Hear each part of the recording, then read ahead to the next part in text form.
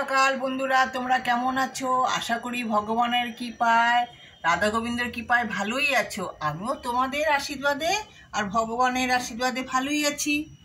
বড়দের জানাই প্রণাম আর ছোটদের জানাই বুক ভরা ভালোবাসা। আজকে বুধবার, আজকে অক্ষয় তৃতীয়া। অক্ষয় তৃতীয়াতে লক্ষ্মী গণেশের পুজো হয়। এই দেখো ননীরা কিন্তু সবাই উঠে পড়েছে। উঠে ওদের মুখটুকু ধোয়া হয়ে গেছে, সকালে টিফিনও খাওয়া হয়ে গেছে ওদের। সবাই উঠে পড়েছে, সবাইকে পরিষ্কার করে রেখে দিয়েছি। এখন আমি ঠাকুর পুজো করব না, পরে পুজো করব। এখন আমি রান্নাঘরে রান্না করব। আমি এই ঠাকুর ঘর থেকেই ছোট্ট ভিডিওটা শুরু করলাম। তোমরা কিন্তু এই ভিডিওটা দেখো। নাতি নাতনি দুজনেই স্কুলে চলে গেছে।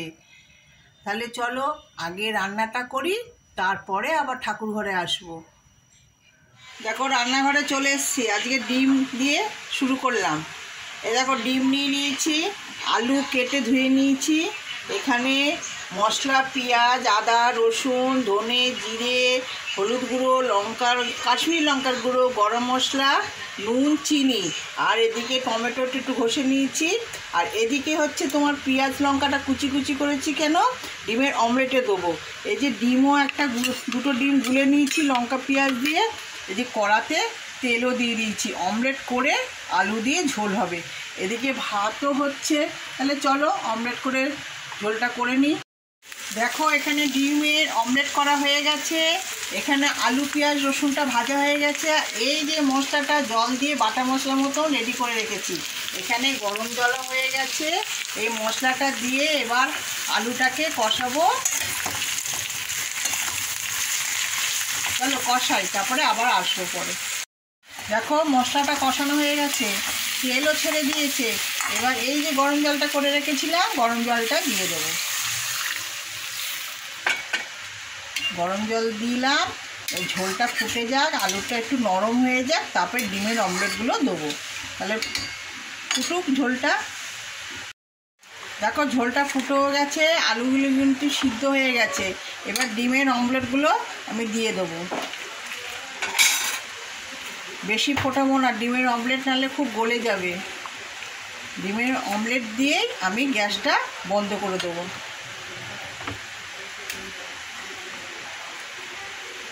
হয়ে গেল ডিমের অমলেটের ঝোল। গুড মর্নিং বন্ধুরা, welcome back to my channel. তো আশা করছি আপনারা সবাই ভালো আছেন, সুস্থ আছেন, স্বাভাবিক আছেন। আপনাদের আশীর্বাদে কিন্তু আমরাও ভালোই আছি।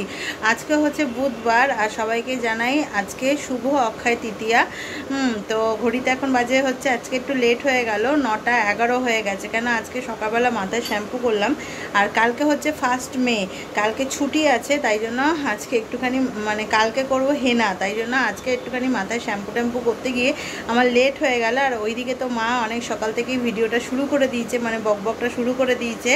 আর খাবারও রেডি করে দিয়েছে। আজকে টিফিনে কি নেবো না নেবো সব কিছুই রেডি হয়ে গেছে। তো এখন আর বেশি বকবক করতে পারছি না বন্ধুরা।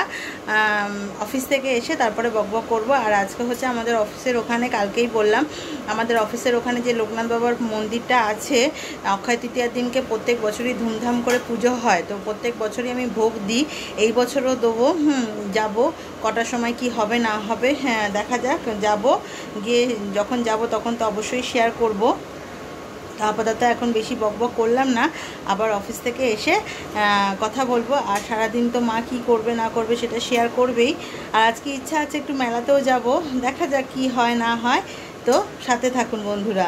দেখো রোজকার পুজো দেওয়া আমার হয়ে গেল। সব ঠাকুরকেই গাছের ফুল দিয়ে পুজো দিয়েছি, কেনা ফুলও দিয়েছি।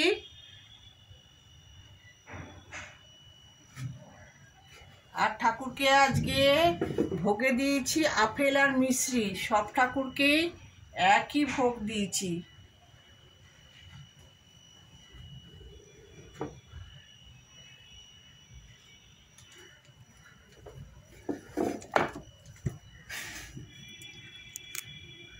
লোকনাথ বাবাকেও আজকে গাছের জবা ফুল দিয়েছি, চরণে দিয়েছি গাঁদা, তুলসী, আর ভোগে দিয়েছি একই।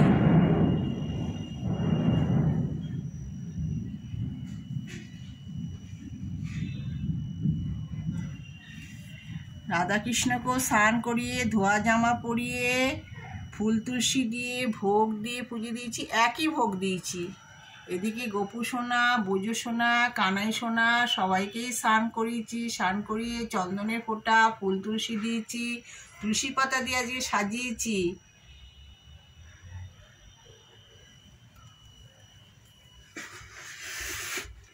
এদিকে হচ্ছে আমার ননী সোনা, তোমাদের কিন্তু সকলেই ননী সোনা। ননী সোনাকেও ঠিক তাই রোজকার মতন স্নান করিয়েছি, ধোয়া জামা পরিয়েছি, আর ফুল দিয়ে তুলসী দিয়ে সাজিয়েছি, চন্দনের ফোঁটা দিয়েছি, আর ভোগে দিয়েছি আপেল, মিশ্রি আর জল। দেখো তাও কত খুশি ও সবসময় খুশি থাকে।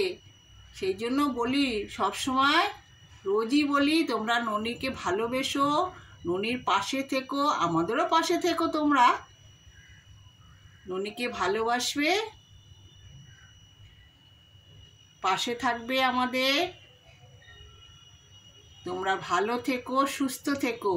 আমাদের এখানে প্রচণ্ড কালো মেঘ করে, মেঘ ডাকছে। নাতি নাতনি এখনো স্কুল থেকে আসেনি, খুব চিন্তা করছি। নাতির ছুটি হয়ে গেছে, ও রাস্তায় আটকে গেছে, কিন্তু নাতনির এখনো ছুটি হয়নি। সেই দুজনকে নিয়ে আমি খুব চিন্তায় আছি। যাই হোক, এখন তাহলে সব পুজোটা তো হলো। তোমরা ভালো থেকো, সুস্থ থেকো। রাধে রাধে, কৃষ্ণ কৃষ্ণ, গোবিন্দ গোবিন্দ। দেখো, এই সেদিনকে হিংচে শাকটা একটু বেশি এনেছিল বলে রেখে দিয়েছিলাম। এই হিংচে শাকটা ধুয়ে কুচি কুচি করে নিয়েছি, আর এখানে একটু বেসন আর নুন হলুদ নিয়ে নিয়েছি। এইগুলো একসাথে মেখে বড়া করব। তাহলে চলো মেখে বড়া করি। হিংচে পাতা দিয়ে বেসন দিয়ে মাখা হয়ে গেছে, কড়াতে তেলও দিয়ে দিয়েছি, তেলটা গরম হয়ে গেছে। এবার বড়া ছেড়ে দিচ্ছি।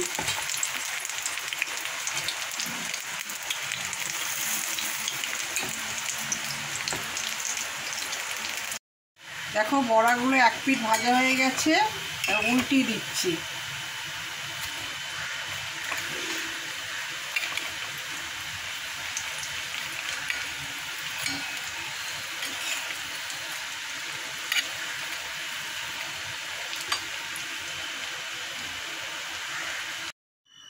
দেখো, আমার হিংচে শাকের বড়া হয়ে গেল। এই বড়াটা কিন্তু গরম ভাতের সাথে খুবই ভালো লাগে, কিন্তু আমাদের ভাত তো অনেক সকালে হয়, আর নাতনি তো সেই স্কুল থেকে আসে অনেক বেলা, তখন ভাতটা ঠান্ডা হয়ে যায়। তখনই সেই ভাত, ঠান্ডা ভাত দিয়েই খাই, তাও ভালো লাগে। তাহলে চলো, এখন আবার পরে আসবো। ও মা, আজকে লাঞ্চ কি গো? আজকে বেশি কিছু রান্না করিনি, তাও বন্ধুদের দেখিয়ে দিই কি রান্না করেছি। ফার্স্টে দেখাই সাদা ভাত, আর হচ্ছে হিংচে শাকের বড়া, এই যে, আর ডিমের অমলেট করে আলু দিয়ে, এই যে ডিমের অমলেট, আলু দিয়ে পাতলা ঝোল। আর এটা রয়েছে কালকের মুগ ডাল, এটা কালকের আলু পোস্ত, আর এটা পাতিলেবু, আর সবশেষে চাটনি নেই ধরতে গেলে, একটুখানি চাটনি আছে।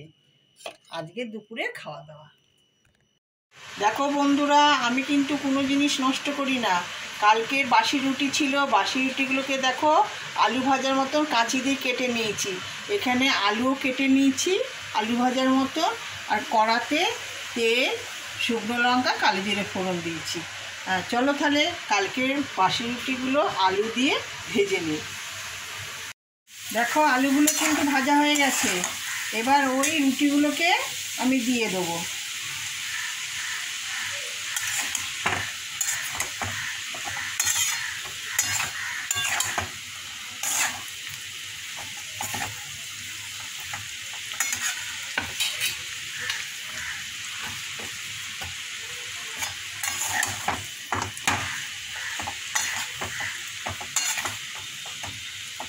দিয়ে একটু নাড়াচাড়া করে নিই। দেখো, রুটি দিয়ে আলু দিয়ে আমার ভাজা হয়ে গেল, শুকনো লঙ্কা, কালো জিরে দিয়ে। এবার একটুখানি ওর মধ্যে চিনি ছড়িয়ে দেবো। দেখো, এর মধ্যে না বিট না, গাজর, ডিম আর ভাজা বাদাম দিলে খুবই ভালো হয় খেতে। দেখো, কোনো জিনিসটা কিন্তু ফেলানি যায় না, কিন্তু জিনিসের তো খুব দামের থেকে কি বলো তো, রুটিটা গরমকালে করতে খুব কষ্ট। এই যে আলু দিয়ে আমি এটা রুটিটা ভেজে নিলাম, সন্ধেবেলা আমাদের সবার জলখাবার একটু একটু করে হয়ে যাবে। গুড ইভিনিং বন্ধুরা। তো অফিস থেকে এসে দেখুন ফ্রেশ হয়ে গেছি, আর কালকে করব মাথায় লাগাবো হচ্ছে হেনা। তার জন্য সব প্রিপারেশান কিনেও নিয়ে এসেছি। হ্যাঁ, যেটা হচ্ছে এই যে আমি ব্যবহার করি হচ্ছে এই হেনাটা, হাবিবসের হেনা। আর এর মধ্যে দেবো হচ্ছে কফি, চা, লিকার চাটা দিয়ে গুলবো, ডিম দেবো, আর হচ্ছে দেবো হচ্ছে পাতিলেবু।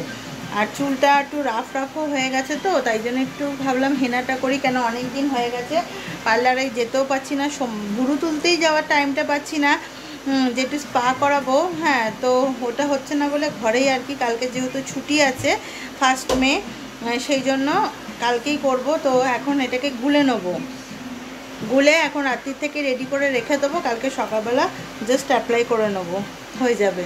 তারপরে কেমন কালার হয় না হয় সেটা তো কালকেই দেখতে পারবেন। তো বন্ধুরা এই দেখুন গুলে পুরো এরকম করে ঢাকনা দিয়ে রেখে দিয়েছি, কেন ঘন্টু বাবা নাহলে হাত ফাত দিয়ে দেবে ওই জন্য।